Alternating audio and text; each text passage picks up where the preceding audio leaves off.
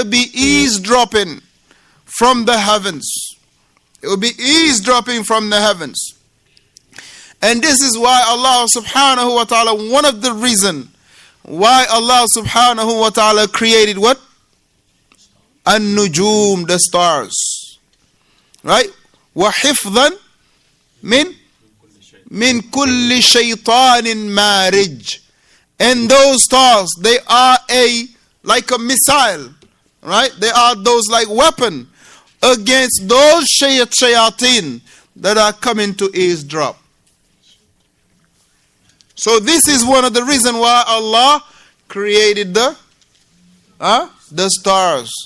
So the ulama, as the Messenger alayhi salatu wasalam mentioned, that Allah Jalla ala created the stars for 3 reasons. One of those 3 reasons. Yes, barakallahu fiqh, to beautify the sky. Number 2.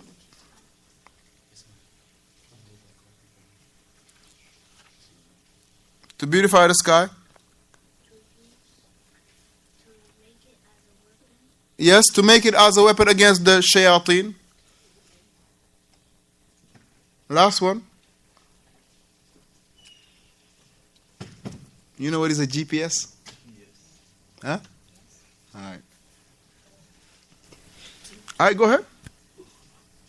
To what, Muhammad? Verify the sky to use it as a weapon against the jet, and to use it for this, to use it for like a GPS.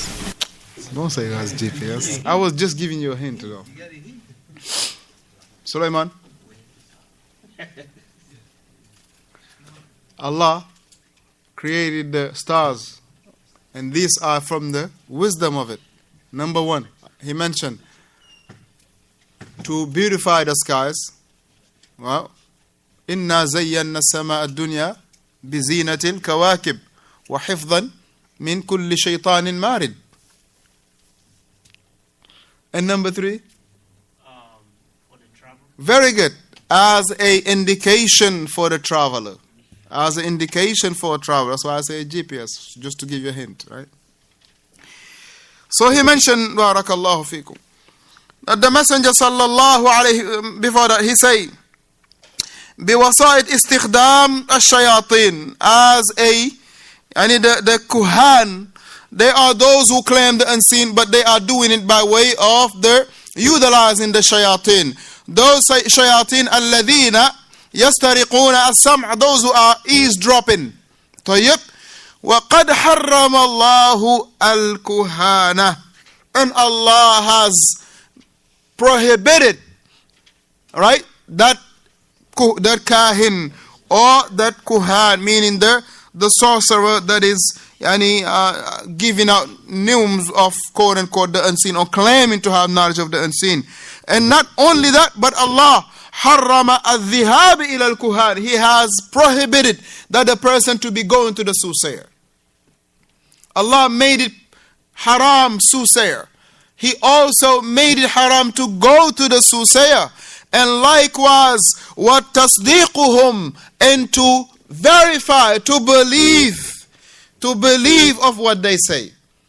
In regard to believing of what they say, the Messenger alayhi salatu wasalam said, Man ata kahinan, whoever go to a soothsayer,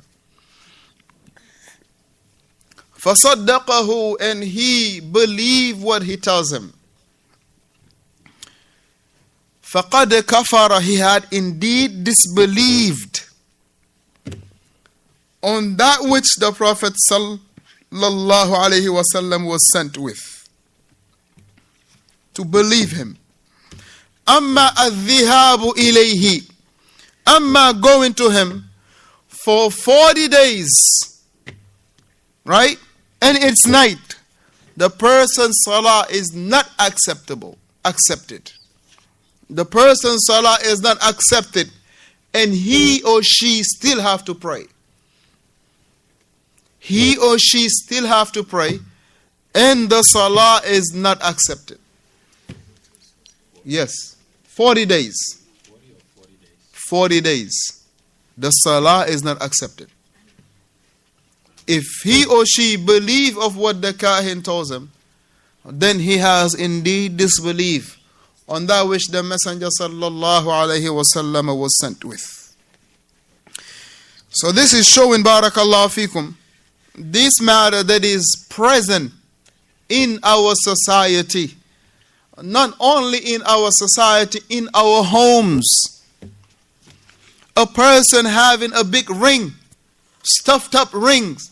Where do you think that ring come from? A person having like a big old bracelet, stuffed up bracelet. Where do you think that come from? A person having a big old talisman, right? Number all over himself. Like amulets all over himself. Where do you think this coming from? Except it is coming from the soothsayer. So if the soothsayer would not tell him, why would he, barakallahu fikum, wear this? If he did not believe in the soothsayer, why would he wear these amulets? In our society, or we'll say the Muslim society, ala al-asaf al-shadid, there is no country that you will go except that this is the first thing you will encounter. In some of them places where you will have the Imam of the masjid. You will see his amulets all over him. The muaddin all over him, barakallahu fikum. Having all type of charms like the lucky charm. All over them, wal'iyadhu billah. Now, if the Imam of the masjid has it, who do you think in the masjid will be free from that?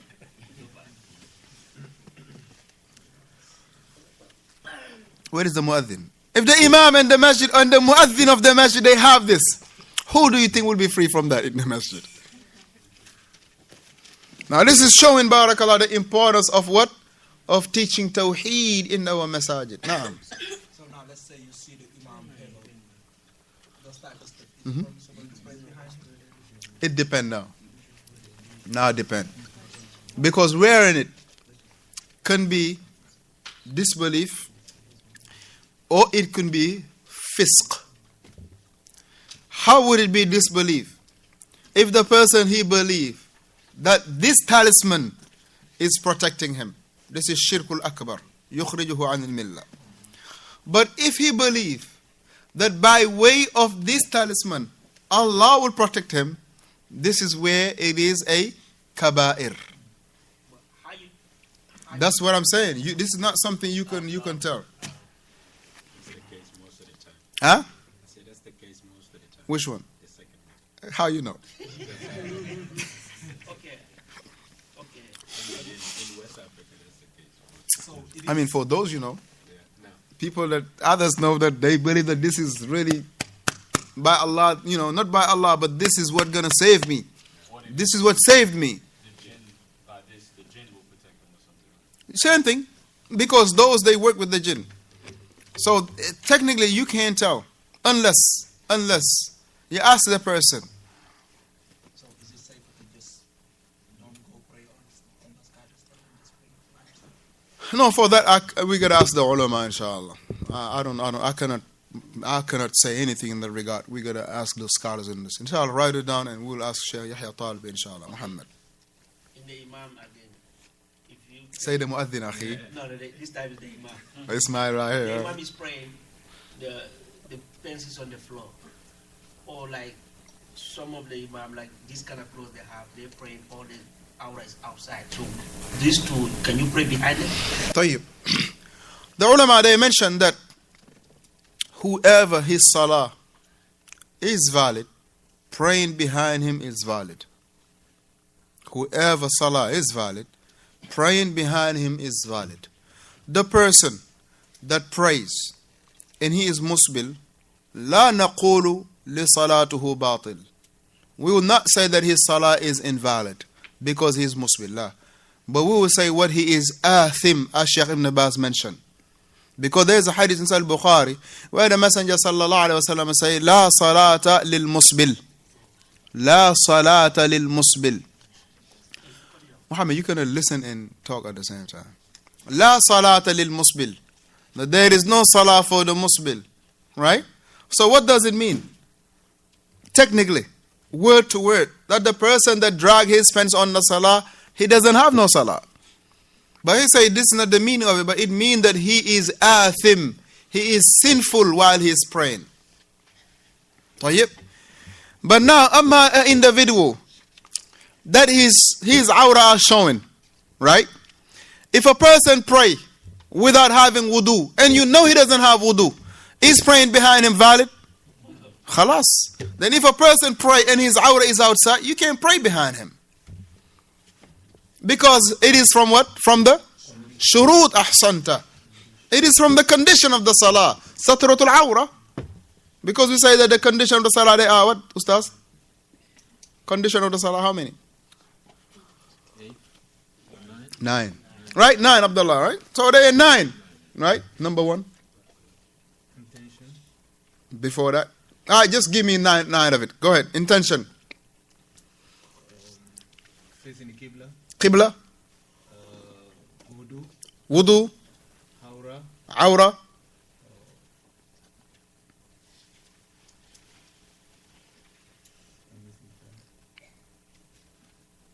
Sulaiman. The amount. Eh. The time. Very good. The time. Dig little bit, Abdullah. You got it. The time.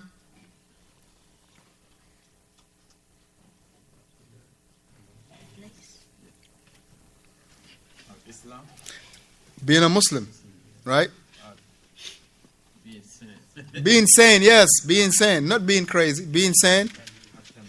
At-tamyiz, reaching the age of discernation. And cleanliness. Ahsanta. Removing your, the impurity from 3 places. Right? From? The body. The place. And the clothes. Ahsanta. These are the 9 conditions of the salah. Right? So, if a person he pray and he is missing one of these, can you pray behind him? If a kafir, he stand up, okay, I'm about to pray dhuhr, man. I'm not a Muslim now. Are you going to pray behind him? Right? He said, man, I feel like praying today. You see this individual, hey, I'm not a Muslim now, by the way. Are you still going to pray? Oh, but he said, I'm still praying dhuhr, but I'm not a Muslim. You going to pray behind him? So likewise, a person showing his awrah, you don't pray behind him. Because salatuhu ghayru sahih. His salah is not sound. It's not sound. It's not valid, we will say. So therefore, whoever goes, the Messenger sallallahu alaihi wasallam, he mentioned, man ata kahinan, whoever reached to a soothsayer, right? فصدقه, and he believe what he tells him. Bima yaqulu, he believe of what he tell him. He say, فَقَدْ كَفَرَ بِمَا أُنزِلَ عَلَى مُحَمَّدٍ. He has indeed disbelieved in what the Messenger sallallahu alaihi wasallam was sent. So this is not restricted to only going to the soothsayer. Now, technically, you don't go to the soothsayer no more even. Now, they're on Skype. They are on WhatsApp. They are on Viber. They are on TV. They have apps. Now, you by one click, you have a soothsayer that will tell you your future. وَالْعِيَاذُ بِاللَّهِ. You go to the Chinese buffet, they will give you a cookie, fortune cookie. You open it, read it, you believe it, you are in this hadith. This is why we always mention, don't open it. Leave them with their cookies. Because in it is evil. In it is that which can take you out of Islam. That's why Shaykh Uthaymin, what he say in Usul al-Thalatha is very important. He say, for those Muslims living in the land of the kuffar, one of the conditions is that they have to know the tricks of the disbelievers. This is one of them. People, they think, it's nothing. All right, fortune cookie. I like the cookie. You're going to win the lotto. Play your numbers. All right. Huh?